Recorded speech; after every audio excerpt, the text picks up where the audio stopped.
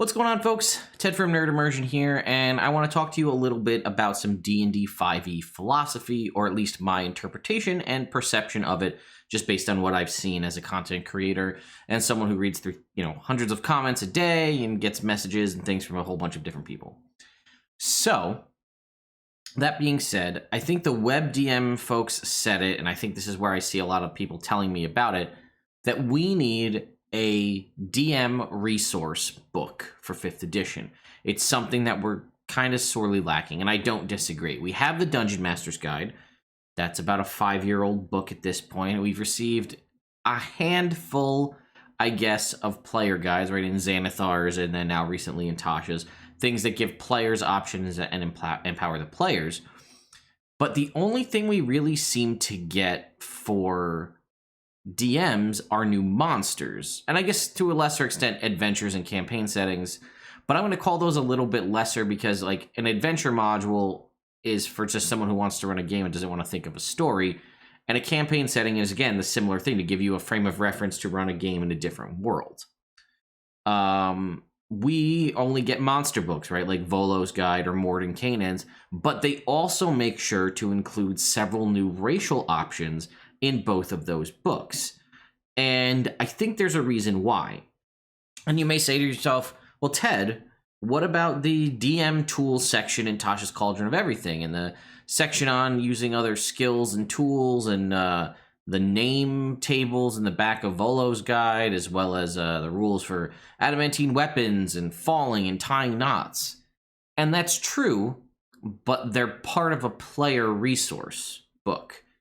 And honestly, I would love a DM book. It doesn't necessarily need to be like a magic item compendium or an arms and equipment guide, while I would love those. Like a Dungeon Master's Guide 2 would be fine by me. Something that just gives us more resources. Something similar to the old Unearthed Arcana book from 3.5. Again, I know I can only reference 3.5 as an example because that's what I know.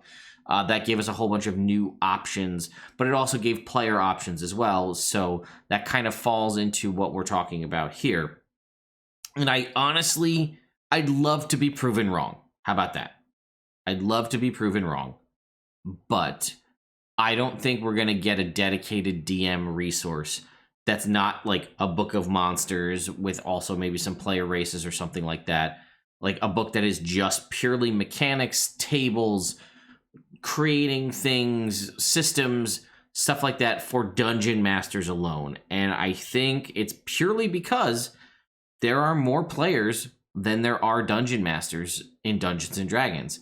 I don't know the ratio. I saw someone throw around 1 to 5. So for every 5 players, there's 1 dungeon master, which is kind of an interesting thing because it's kind of almost like a table of people playing D&D. But I see it all the time from comments and from video analytics. Videos that I do that target a dungeon master do relatively poorly in comparison to videos that I do that would be useful to a player, right? If I were to do like top 10 DM resources, something like that, or hey, let's look up this extra system for how to run like I did for how to run chases in 5th edition Dungeons & Dragons. Those videos will do okay. But if I do top 10 most broken player multi-class builds, or like, top 10 magic items for X character class, those do infinitely better analytics-wise because there are so many more players in the world playing D&D than there are DMs running it. So because of that, it makes more sense to target your content towards the player rather than the Dungeon Master, which is why I think we get a chapter like Dungeon Master Tools, the last chapter of Tasha's Cauldron of Everything, in Tasha's Cauldron of Everything. It is very clearly a player book with new subclasses, alternative class features, new spells, and so on. And then let's tack on some DM stuff into this player book so we can still give something to the DMs, but we'll sell more books because it's framed as a player's guide. So players will buy it.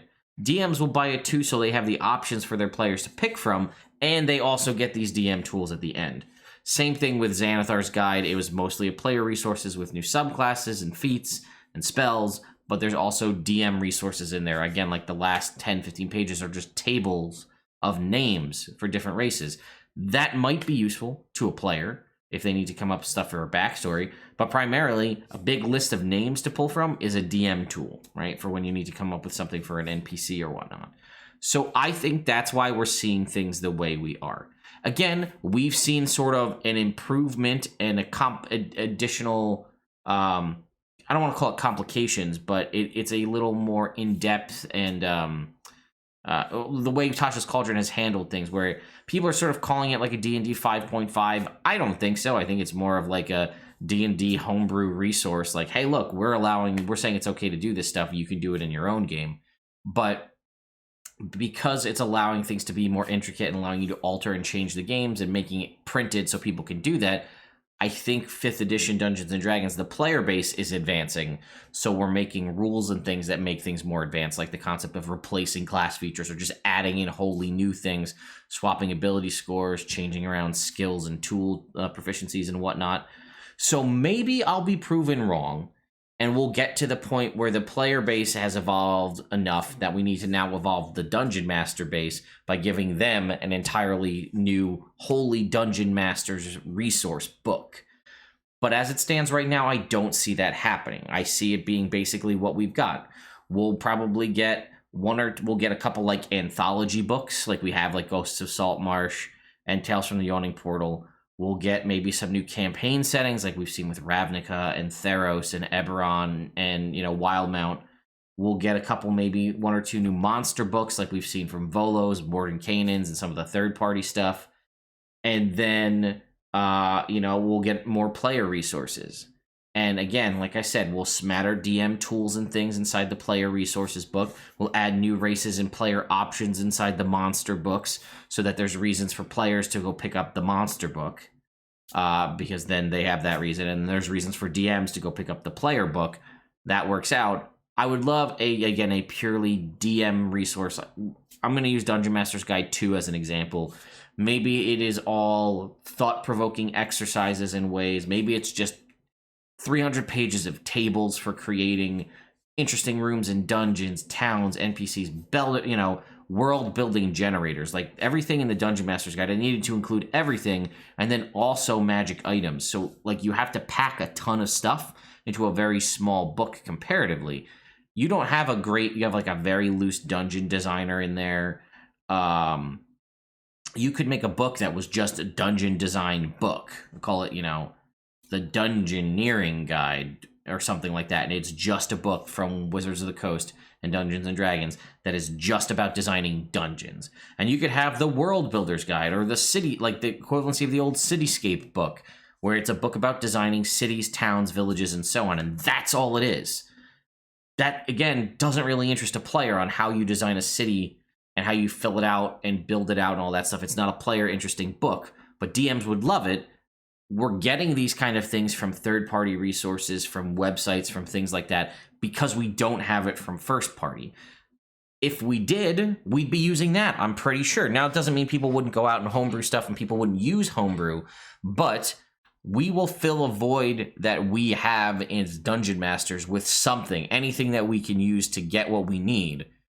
And if we don't have it from the people making the game, we're going to go elsewhere. That's why I thought for the longest time D&D Beyond was going to fail, because it launched so late into the history of, into the life cycle of 5th edition. I didn't know many people were going to switch over to it. I honestly didn't think it was going to blow up the way it did. And I'm glad that it did, because I use it myself. But I didn't think it was going to get to where it is, because people have already been using digital resources at that point for about 2 or 3 years to deal with character sheets and whatnot. If they launched from, day 1 of 5th edition D&D Beyond, if they launched from day 1 multiple, DM resources and stuff like that, that's what people would use. And if there was enough there, they wouldn't stray. But the fact that there isn't is why we have all these websites and we have all this stuff on the DMs Guild and all these super successful third-party Kickstarters for a variety of different things.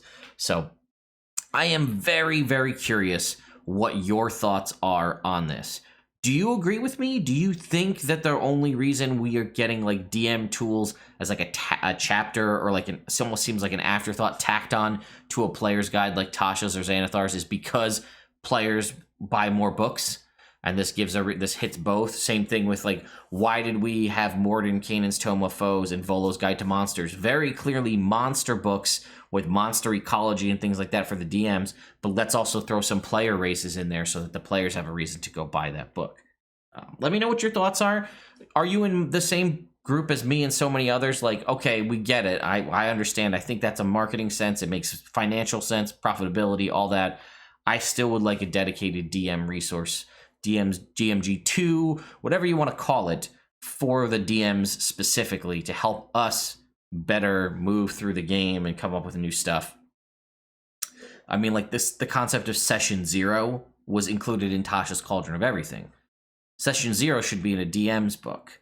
Because if I don't go buy this, like, and maybe you run Session 0s in your own game and that's fine, but if you were looking for references on it, the only way to find anything really concrete about Session 0 is to buy Tasha's Cauldron of Everything, a player book, and read one section with a couple of words in there. Parlaying with monsters. Again, players may look at that, but the tables in there are primarily for the DM.